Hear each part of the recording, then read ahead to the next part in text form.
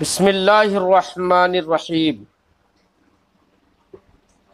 باب الفہم فی العلم، اے ھذا باب الفہم فی العلم،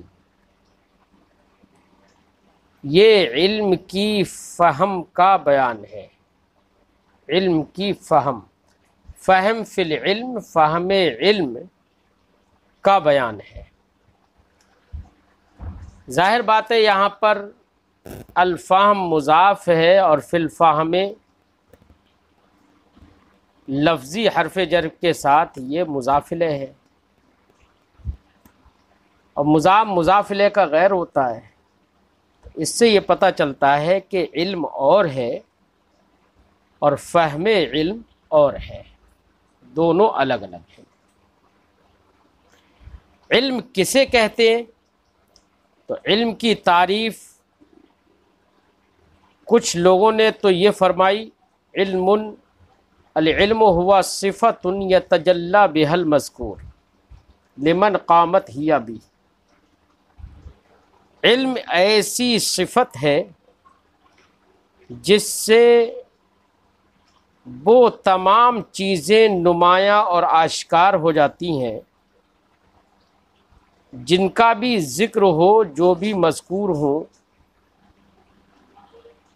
اس شخص کے لیے لمن قامت ہی بھی، اس شخص کے لیے جس کے ساتھ وہ صفت علم قائم ہو۔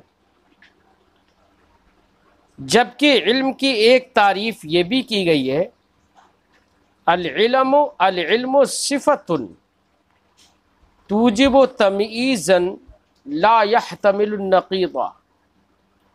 علم ایک ایسی صفت ہے جو تمییز کو واجب کرتی ہے، ایسی تمییز واجب کرتی ہے جو نقیض کا احتمال نہ رکھے۔ یہ علم کی تعریف کی گئی ہے۔ اور فہم کسے کہتے ہیں؟ تو فہم بیٹا ذہن کی ایک ایسی قوت کا نام ہے جو قوت صورتوں اور معانی کو محفوظ کرتی ہے، اور جو قوت ادراکات عقلیہ اور ادراکات حسیہ پر مشتمل ہوتی ہے۔ علامہ بدر الدین عینی علیہ الرحمۃ والرضوان نے اسی مفہوم کو عمدۃ القاری میں ان لفظوں میں ذکر کیا، قوۃ تقتنص الصور والمعانی وتشتمل الادراکات العقلیہ والحسیہ، کہ فہم ذہن کی اس قوت کا نام ہے جو صور اور معانی کو محفوظ کر لیتی ہے اور ادراکات عقلیہ اور حسیہ کو شامل ہوتی ہے۔ آسان لفظوں میں یہ سمجھیے، ایسی قوت جس کے ذریعے سے شے کی معرفت حاصل ہو، ایسی قوت کا نام تو بیٹا علم ہے۔ اور جس شے کی معرفت حاصل ہو رہی ہے اس کے ذکر سے کچھ مزید باتوں کی طرف ذہن کا تبادر ہو جانا، یہ فہم ہے۔ مثال کے طور پر میں نے آپ سے کہا کہ زید مفتی اعظم ہند ہے، تو آپ نے مفتی اعظم ہند یعنی زید کی ذات کی طرف تو آپ کا ذہن گیا ہی، آپ کو معرفت حاصل ہو ہی گئی، لیکن ساتھ ہی ساتھ اس زید جو ذات ہے جس کی معرفت آپ کو حاصل ہوئی، اس کی کچھ خوبیاں، کچھ وشیشتائیں اور اس کی کچھ دیگر خسائل کی طرف بھی آپ کا ذہن فوراً پہنچ جائے، بغیر کسی غور و خوض کے آپ کا ذہن کہیں پر پہنچ گیا، یا غور و خوض بھی کیا لیکن ذہن اس کی باریکیوں تک پہنچ جائے، تو یہ باریکیوں تک پہنچ جانا یہ قوت فہم کی وجہ سے ہوتا ہے۔ تو اب یہ باب فہم فی العلم کے بیان میں ہے، یعنی علم میں فہم، سمجھ۔ اس سے امام بخاری علیہ رحمت و رضوان قوت فہمیہ پر استدلال کرنا چاہتے ہیں، اور اس بات پر استدلال کرنا چاہتے ہیں کہ اگر آدمی عالم ہے تو اس کا علم کمال کو تب پہنچتا ہے جب کہ اس کے اندر فہم بھی موجود ہو۔ ہمارے علاقائی محاورے میں بولا جاتا ہے کہ عالم یہ شخص پڑھ لکھ تو گیا ہے لیکن ابھی گناہ نہیں ہے۔ بولا جاتا ہے گناہ، پڑھا لکھا تو ہے لیکن گناہ ہوا نہیں ہے، یہ بولتے ہیں گناہ ہونا۔ یہ گناہ جو بولا جاتا ہے یہ گناہ نہیں ہے، مطلب یہ ہے کہ آدمی کا پڑھا لکھا ہونا یہ علم ہے، اور اس پڑھے لکھے ہونے کے ساتھ ساتھ اس کی ذہنی قوت جو تبادر کرتی ہے باریکیوں کی طرف، وہ باریکیاں حاصل کرنے کی ابھی قوت اس میں نہیں پیدا ہوئی ہے، تو اس کو ہمارے علاقائی محاورے میں بولتے ہیں کہ پڑھ لکھ گیا ہے، گناہ نہیں ہے، یعنی ابھی باریکیوں تک ذہن اس کا نہیں پہنچتا ہے۔ تو یہ جو گناہ ہم ہمارے علاقے میں جو گننا بولتے ہیں نا، کہ گن گیا یہ شخص، بہت گناہ ہوا ہے، تو اس کا مطلب یہی ہے فہم۔ ایک حدیث پاک سے قوت فہمیہ پر امام بخاری نے استدلال کیا۔ وہ حدیث اس سے پہلے بھی آپ پڑھ چکے ہیں، خلاصہ میں ذکر کر دوں کہ نبی کریم حضرت عبداللہ ابن عمر رضی اللہ تعالی عنہ اور دیگر صحابہ کرام سرکار کی مجلس میں تشریف فرما تھے۔ سرکار نے صحابہ کرام سے ان کی قوت ذہنیہ اور فہم کا اندازہ لگانے کے لیے کہ کس کی فہم کتنی کام کرتی ہے، یہ آزمانے کے لیے نبی کریم صلی اللہ علیہ وسلم نے ایک بات پوچھی اور فرمایا، مسلمان کی مثل ایک درخت کی طرح ہے۔ مسلمان ایک درخت کی طرح ہے، یا یہ کہو کہ بلکہ سرکار نے فرمایا ایک درخت ایسا ہے جس درخت کی مثل مسلمان کی طرح ہے۔ اور سرکار نے پوچھا، بتاؤ وہ کون سا درخت ہے جس کی مثل مسلمان کی طرح ہے؟ تو حضرت عبداللہ ابن عمر رضی اللہ تعالی عنہ نے فرمایا کہ میرے ذہن میں آ رہا تھا کہ وہ کھجور ہے، لیکن اکابر صحابہ موجود تھے، اس لیے میں نے حیاءً بیان نہیں کیا، کیونکہ اکابر صحابہ کرام موجود تھے۔ اب بڑوں کے بیچ میں اپنے صغر اپنے چھوٹے ہونے کی وجہ سے نہیں بولے۔ فرماتے ہیں کہ صحابہ کرام نے جب سرکار کی یہ بات سنی تو جنگل کے درختوں میں ان کے ذہن گردش کرنے لگے، کون سا درخت ہے؟ پھر صحابہ کرام نے عرض کی، یا رسول اللہ آپ ہی بتائیے، ہمیں تو نہیں پتا۔ تو سرکار نے ارشاد فرمایا، وہ کھجور کا درخت ہے۔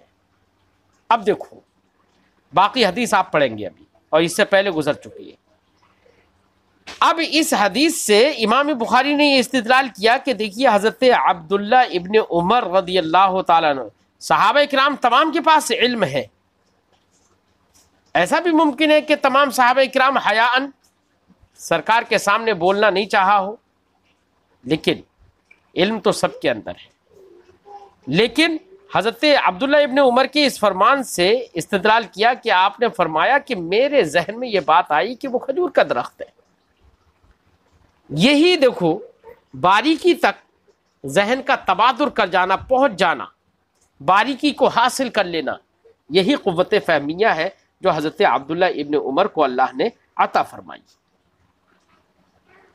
تو فہم ایک بہت اہم چیز ہے، بلکہ یہ کہو علم حاصل کرنے کے بعد کمال علم جب حاصل ہوتا ہے تو اسی کا نام ہے فہم۔ اب حدیث پاک پڑھتے ہیں۔ حدثنا علی بن عبداللہ، ہم سے حدیث بیان کی علی ابن عبداللہ نے، قال انہوں نے کہا، حدثنا سفیان، ہم سے حدیث بیان کی سفیان نے، قال انہوں نے فرمایا، قال لی ابن ابی نجیح، مجھ سے ابن ابی نجیح نے کہا، روایت کرتے ہوئے عن مجاہد، حضرت مجاہد سے، قال انہوں نے کہا، صحبت ابن عمر الی المدینہ، میں حضرت عبداللہ ابن عمر کے ساتھ مدینہ تک رہا، یعنی مکہ مکرمہ سے مدینہ طیبہ علی ساکنہا افضل الصلوات والتسلیم، مدینہ طیبہ تک میں ان کے ساتھ رہا سفر میں۔ فلم اسمعہ یحدث عن رسول اللہ صلی اللہ علیہ وسلم الا حدیثا واحدا، تو میں نے عبداللہ ابن عمر کو نہیں سنا کہ وہ نبی کریم صلی اللہ علیہ وسلم سے روایت کر کے حدیث بیان کریں، الا حدیثا واحدا، مگر صرف ایک حدیث، یعنی پورے لمبے سفر میں صرف ایک حدیث انہوں نے نبی کریم صلی اللہ علیہ وسلم سے روایت کر کے ہمیں سنائی، صرف ایک حدیث۔ حالانکہ ایک بات کا میں ازالہ یہاں پر کر دوں، یہ کہا جاتا ہے کہ حضرت عبداللہ ابن عمر رضی اللہ تعالی عنہ ان صحابہ کرام سے ہیں جن کو مکثرین حدیث کہا جاتا ہے، یعنی بہت زیادہ حدیثیں بیان فرمانے والے اور روایت کرنے والے۔ آپ کو بہت احادیث بھی یاد تھی، بہت احادیث روایت بھی کرتے تھے، مکثرین صحابہ سے ان کو شمار کیا جاتا ہے۔ تو پھر پورے سفر میں آپ نے ایک ہی حدیث بیان فرمائی، اس سے تو ایسا لگتا ہے کہ آپ زیادہ حدیثیں روایت نہیں کرتے تھے، اور جس کو حدیثیں زیادہ یاد ہوں، سرکار کی حدیثیں جس کو معلوم زیادہ ہوں، اسے بیان کرنا چاہیے۔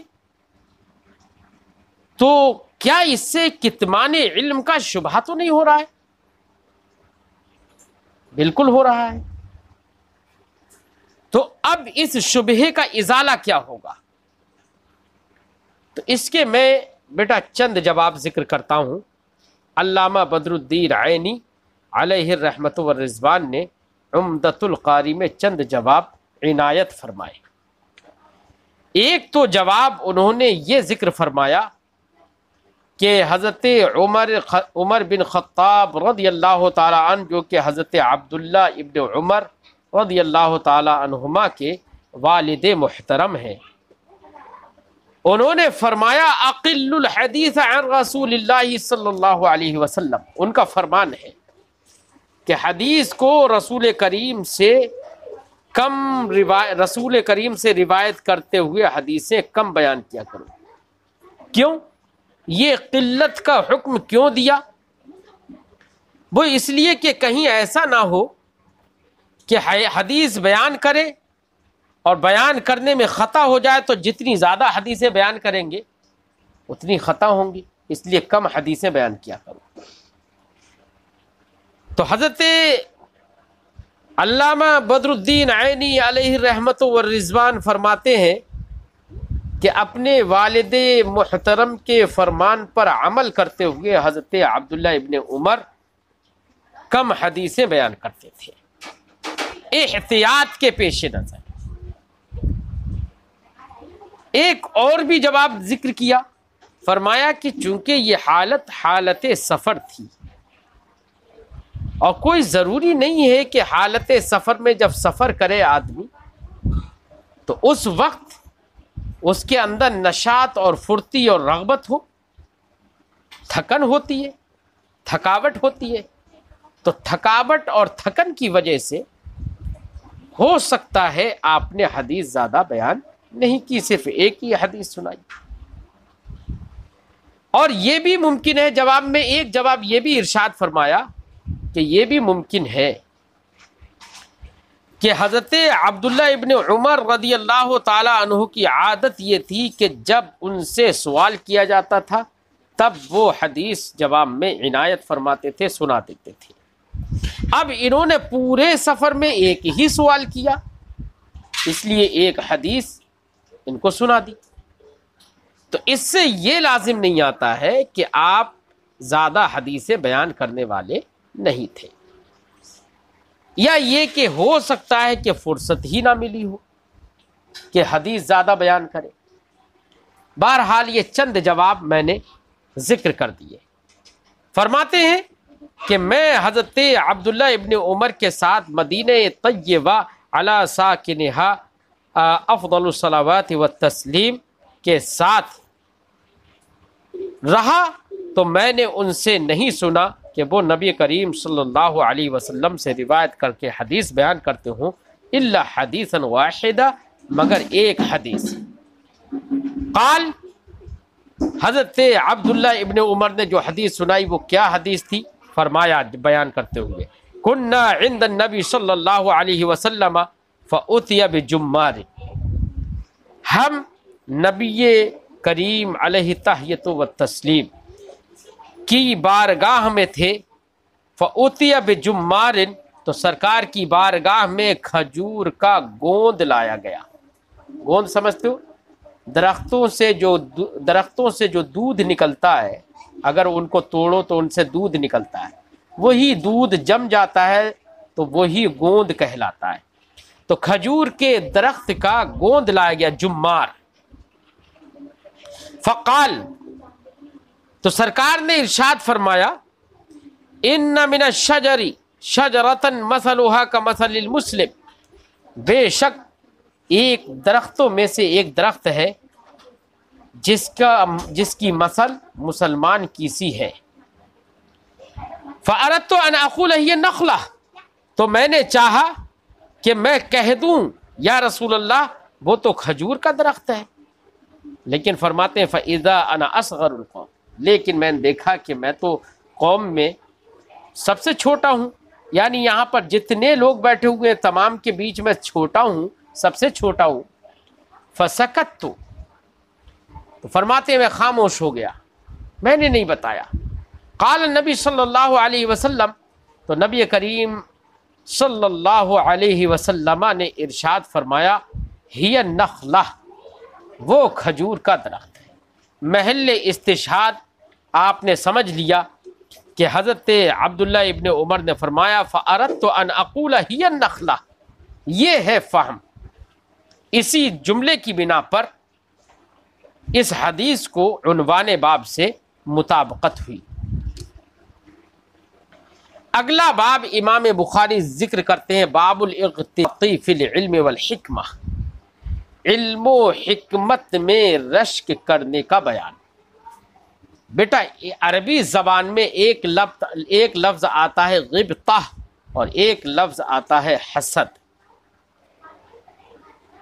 کسی کی پاس نعمت دیکھنے کے بعد یہ دل میں کیفیت پیدا ہو، یا یہ دل میں حوصلہ ہو، یا دل میں یہ بات آئے کہ اللہ اسی کی طرح مجھے بھی نعمت عطا فرما دے، تو اس کا نام ہے غبطہ، اسی کو اردو میں رشک کہتے ہیں، اور یہ اچھی چیز ہے۔ اور کسی کی نعمت کو دیکھ کر آدمی کو خوشگواری محسوس نہ ہو، بلکہ دل میں اس کے یہ آئے کہ اس کی یہ نعمت زائل ہو جائے، تو بیٹا اس کو کہتے ہیں حسد۔ حسد یہ ممنوع ہے، مذموم ہے۔ عربی زبان میں حسد کا اطلاق غبطہ اور حسد یعنی حسد اور غبطہ رشک اور حسد دونوں پر ہو جاتا ہے۔ تو ہمارے ائمہ نے حسد کی دو قسمیں ذکر کر دی، ایک حسد محمود اور ایک حسد مذموم۔ حسد محمود جو ہے اسی کو غبطہ یا اغتباط کہتے ہیں۔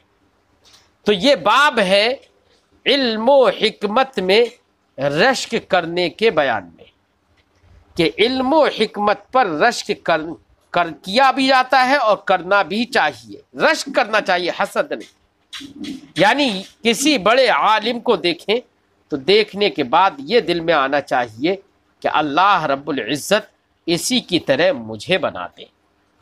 ایسے ہی کسی مالدار کو دیکھا کہ وہ مالدار اپنے مال کو اللہ کی راہ میں خرچ بھی کرتا ہے، تمام تر حقوق ادا کرتا ہے جو بھی حقوق مال سے متعلق ہیں، تو اب ایسے مالدار کی دولت کو دیکھ کر دل میں یہ آئے کہ اللہ رب العزت اسی طرح مجھے بھی مال عطا فرما دے، تو یہ غبطہ اور اغتباط یا رشک ہے۔ امام بخاری علیہ الرحمت والرضوان نے اس باب کے تحت کچھ اقوال بھی ذکر کیے ہیں اور حدیث بھی ذکر کی ہے، جن سے یہ معلوم ہوگا کہ علم ایسی دولت ہے جس دولت کی بنا پر رشک کرنا چاہیے، جس پر آدمی کو رشک کرنا چاہیے اور یہ دل میں آئے دیکھ کر کہ مجھے بھی اللہ ایسا بنا دے۔ تو علم بڑا عظیم ہے۔ تو علم و حکمت میں اغتباط بہت اچھی چیز ہے۔ آدمی مزید یہ کہ امام بخاری نے اس سے اس بات کا بھی ذہن دیا ہے کہ آدمی کو جو بھی چیز حاصل ہو جائے، جو بھی علم حاصل ہو جائے، اس کو اسی پر محدود نہیں رہنا چاہیے، بلکہ اس کو اپنے پائے طلب کو اور آگے بڑھانا چاہیے، اور دیگر بڑے بڑے علماء اور علم و حکمت والوں کو دیکھ کر مزید حاصل کرنے کی کوشش کرنا چاہیے۔ اس کے تحت امام بخاری علم و حکمت کی رغبت کو بیان کرنا چاہتے ہیں، یہ عنوان باندھ کر۔ اب آپ نے رشک اور حسد اس کی توضیح آپ نے سن لی، اب وہ اقوال جو کہ امام بخاری نے یہاں پر ذکر کیے ہیں ان کو پڑھ لیتے ہیں۔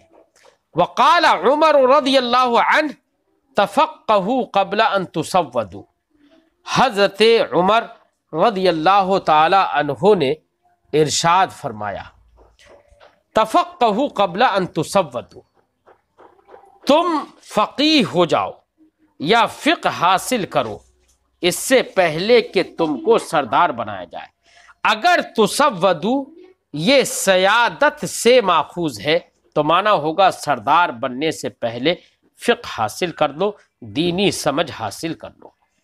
مقصد یہ ہے کہ دیکھو سرداری اور ریاست، اقتدار اور بالادستی یہ حاصل ہوتی ہے علم کی بنا پر۔ علم وہ دولت ہے جس کی بنا پر سیادت حاصل ہوتی ہے، لہذا سردار بننے سے پہلے علم حاصل کرو۔ علم حاصل کر لو گے تو تم کو سیادت تو مل ہی جائے گی۔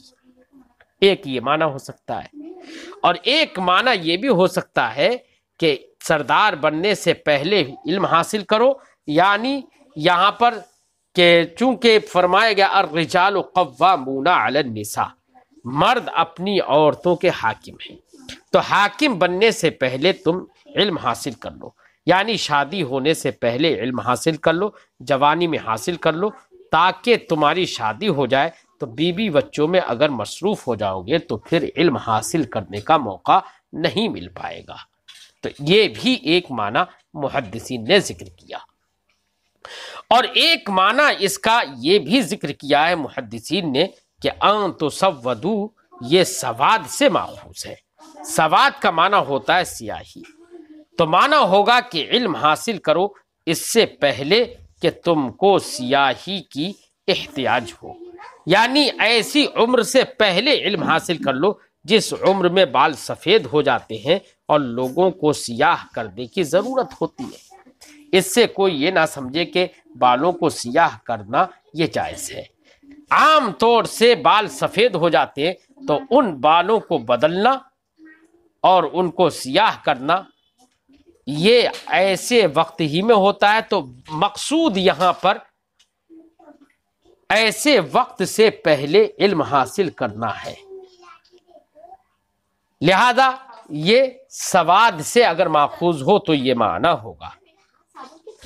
یہ اچھا، اس سے یہ کہ امام بخاری نے اس کے ذکر کرنے کے بعد ایک اور قول ذکر کیا، فرمایا قال ابو عبداللہ، ابو عبداللہ نے کہا، ابو عبداللہ یعنی امام بخاری نے کہا، توضیح فرما دی آگے۔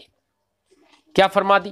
توضیح فرمانے کا مقصد یہ ہے کہ ما قبل والے فرمان سے اور قول سے یہ بات سمجھ میں آ رہی ہے کہ بوڑھے ہونے سے پہلے علم حاصل کرو، اس سے یہ شبہ ہو سکتا ہے بوڑھے ہونے کے بعد پھر علم حاصل مت کرو، یہ شبہ ہو سکتا ہے۔ حالانکہ ہمارے یہاں پر مفہوم مخالف معتبر نہیں ہوتا ہے ہر جگہ پر، لیکن پھر بھی یہ وہم ہو سکتا ہے، تو اس وہم کا ازالہ کرنے کے لیے امام بخاری نے اس کی توضیح فرما دی، اور توضیح فرمائی اور فرمایا کہ حضرت عبداللہ ابن عمر رضی اللہ تعالی عنہ کے اس فرمان سے یہ مقصود نہیں ہے کہ بوڑھے ہونے کے بعد علم حاصل مت کرو، یہ مقصود نہیں ہے، ورنہ تو بہت سارے صحابہ کرام ایسے ہیں جو بوڑھے ہونے کے بعد بھی انہوں نے علم حاصل فرمایا ہے۔ تو اب اس فرمان کا مقصد صرف اتنا ہے کہ جب تک بوڑھے ہو تو اس سے پہلے ہی، یا جب تک تمہارے بال سفید ہوں اس سے پہلے ہی، یا جب تک تم حاکم بنا جاؤ اس سے پہلے ہی تم علم حاصل کر لو۔ تو پہلے کا اس بات ہے، بعد کی اس میں نفی نہیں ہے، کیونکہ بعد کی نفی کیسے ہو سکتی ہے؟ نبی کریم صلی اللہ علیہ وسلم نے ایک حدیث میں ارشاد فرمایا اطلب العلم من المہد الی اللحد، علم حاصل کرو آغوش مادر سے قبر تک پہنچنے، قبر میں پہنچنے تک، مہد سے لحد تک علم حاصل کرو۔ تو علم حاصل کرنا مہد سے لحد تک یہ بیٹا غیر رسمی تعلیم، انفارمل ایجوکیشن کہلاتی ہے۔ تو ہمارے نبی صلی اللہ علیہ وسلم نے فارمل ایجوکیشن اور انفارمل ایجوکیشن، جس کو ہندی میں اوپچارک شکشا، انوپچارک شکشا بھی کہتے ہیں، تو دونوں طرح کی تعلیم پر نبی کریم صلی اللہ علیہ وسلم نے زور دیا ہے۔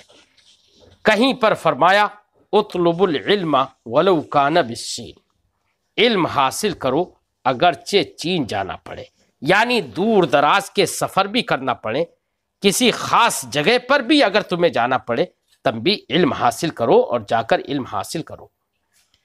اب خاص جگہ خاص علم کے لیے آدمی جائے گا تو یہ سفر کرنا، خاص چیز کو حاصل کرنا، خاص جگہ پر جانا، خاص وقت میں جانا، یہی تو رسمی تعلیم ہے، یہی تو فارمل ایجوکیشن ہے، یہی تو اوپچارک شکشا ہے۔ تو حدیث پاک میں فارمل ایجوکیشن، انفارمل ایجوکیشن، دونوں طرح کی ایجوکیشن پر نبی کریم صلی اللہ علیہ وسلم نے زور دیا۔ تو انفارمل ایجوکیشن جو ہوتی ہے وہ مہد سے لحد تک چلتی رہتی ہے۔ تو اب تفقہوا قبل ان تسودوا، اس سے کوئی یہ نہ سمجھے کہ بڑھاپے کے بعد علم حاصل کرنا کی نفی ہے، یہ نہ سمجھے۔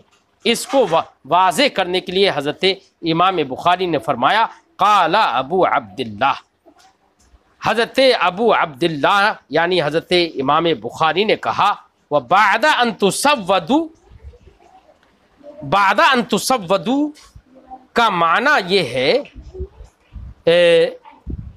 قبل ان تسودوا، حدیث پاک میں ہے، حضرت عمر رضی اللہ تعالیٰ عنہ کے فرمان میں ہے، تو حضرت امام بخاری فرماتے ہیں اور بعد ان تسودوا، یعنی علم حاصل کرو سردار بننے کے بعد بھی، یعنی بعد کی نفی نہیں ہے۔ استدلال میں فرماتے وقت تعلم اصحاب النبی صلی اللہ علیہ وسلم بعد کبر سنہم، جبکہ نبی کریم صلی اللہ علیہ وسلم کے صحابہ نے اپنے کبر سنی کے باوجود، کبر سنی کے بعد، بوڑھاپے کے بعد بھی علم حاصل کیا ہے۔ اب یہ تو دو قول امام بخاری نے یہاں پر یہ ذکر کیے، اب ایک حدیث ذکر کر رہے ہیں اس باب سے متعلق۔ فرماتے ہیں باب تھا علم و حکمت میں رشک کرنے کا۔ حدثنا الحمیدی قال، امام بخاری فرماتے ہیں ہمارے شیخ حمیدی نے ہم سے حدیث بیان کی۔ قال، انہوں نے فرمایا حدثنا سفیان، ہم سے حدیث بیان کی سفیان نے۔ قال، انہوں نے کہا حدثنا اسماعیل ابن ابی خالد، ہم سے حدیث بیان کی اسماعیل ابن ابی خالد نے، علی غیر ما حدثناہ الزہری، اس کے علاوہ جو ہم سے حدیث بیان کی امام زہری نے۔ کیا؟ قال، فرمایا سمعت قیس ابن ابی حازم، انہوں نے کہا کہ میں نے قیس ابن ابی حازم کو سنا۔ قال، انہوں نے کہا سمعت عبداللہ ابن مسعود، میں نے عبداللہ ابن مسعود کو سنا۔ قال، انہوں نے فرمایا قال النبی صلی اللہ علیہ وسلم، نبی کریم علیہ التحیۃ والتسلیم صلی اللہ علیہ وسلم نے ارشاد فرمایا لا حسد الا فی اثنتین، حسد نہیں ہوتا مگر دو عمدہ خصلتوں میں، دو خصلتوں میں حسد ہوتا ہے۔ کیا ہے وہ دو خصلتیں؟ رجل آتاہ اللہ مالا فسلطہ علی ہلکتہ فی الحق، ایک تو وہ آدمی جس کو اللہ نے مال عطا فرمایا، آتا یوتی ایتا، عطا کرنا، اللہ نے جس کو مال عطا فرمایا، فسلطہ علی ہلکتہ فی الحق، پھر اس آدمی کو اس مال کے حق میں اور راہ حق میں خرچ کرنے اور ہلاک کرنے پر اس کو مسلط فرما دیا۔ ایک تو اس آدمی پر بھی رشک ہوتا ہے اور اس کے مال پر بھی رشک ہوتا ہے اور اس کے اس خرچ کرنے پر رشک ہوتا ہے۔ وَرَجُلٌ، ایک دوسرا آدمی آتاہ اللہ الحکمہ، جس کو اللہ نے حکمت عطا فرمائی، فَهُوَ يَقْضِي بِهَا وَيُعَلِّمُهَا، تو وہ علم اور حکمت کے ذریعے سے فیصلے بھی فرماتا ہے، قضا بھی کرتا ہے اور امور قضا بھی ادا کرتا ہے، وَيُعَلِّمُهَا، اور وہ حکمت لوگوں کو سکھاتا بھی ہے۔ تو یہ علم اور حکمت بھی لائق رشک ہے، اس پر بھی حسد ہوتا ہے۔ حسد سے مراد حسد محمود ہے، یعنی رشک اور غبطہ۔ اب حدیث پاک کو عنوان باب سے جو مطابقت ہے وہ مطابقت آپ پر مخفی نہیں ہے۔ ہاں، ایک بات یہاں پر اور ذکر کر دوں کہ انسان کو جو فضیلتیں حاصل ہوتی ہیں وہ دو طرح کی فضیلتیں ہوتی ہیں، ایک تو داخلی فضیلت اور ایک خارجی فضیلت۔ داخلی جو اس کی اپنی ذات کی بنا پر جو فضیلت حاصل ہوتی ہے وہ فضیلت علم و حکمت کے ذریعے سے حاصل ہوتی ہے، اور خارجی فضیلت وہ فضیلت ہوتی ہے جو ذات کے باہر چیز سے حاصل ہو، یعنی کہ مال ہے، دولت ہے، اس کے ذریعے سے بھی فضیلت حاصل ہوتی ہے۔ تو وہ مال اور دولت جس کو کسی شخص کو اللہ نے دی اور وہ اس مال و دولت سے متعلق تمام تر حقوق، چاہے وہ حقوق العباد ہوں یا حقوق اللہ ہوں، اگر ان تمام تر حقوق کو ادا کرتا ہے تو وہ اس خارجی فضیلت سے ایسا شخص متصف ہو جاتا ہے، اور جس آدمی کو علم و حکمت عطا فرما دیا اللہ نے تو وہ آدمی داخلی فضیلت سے بھی متصف ہوتا ہے۔ تو نبی کریم صلی اللہ علیہ وسلم نے فضیلت کی دونوں قسموں کی طرف اشارہ فرما دیا کہ انسان کو داخلی اور خارجی فضیلتیں حاصل ہوتی ہیں، اس لیے نبی کریم نے ارشاد فرمایا کہ دو خصلتوں میں حسد ہوتا ہے، ایک تو اس آدمی پر کہ جس کو اللہ نے مال عطا فرمایا، یہ کہہ کر خارجی فضیلت کی طرف اشارہ کیا، اور دوسری الحکمہ، جس کو اللہ نے حکمت عطا کی، یہ فرما کر نبی کریم نے داخلی فضیلت کی طرف اشارہ فرما دیا۔ بات سمجھ میں آ گئی ہوگی۔ اس ویڈیو کو لائک کریں، ہمارے چینل کو سبسکرائب کریں، بیل آئیکن ضرور پریس کریں، ہماری نیو ویڈیو سب سے پہلے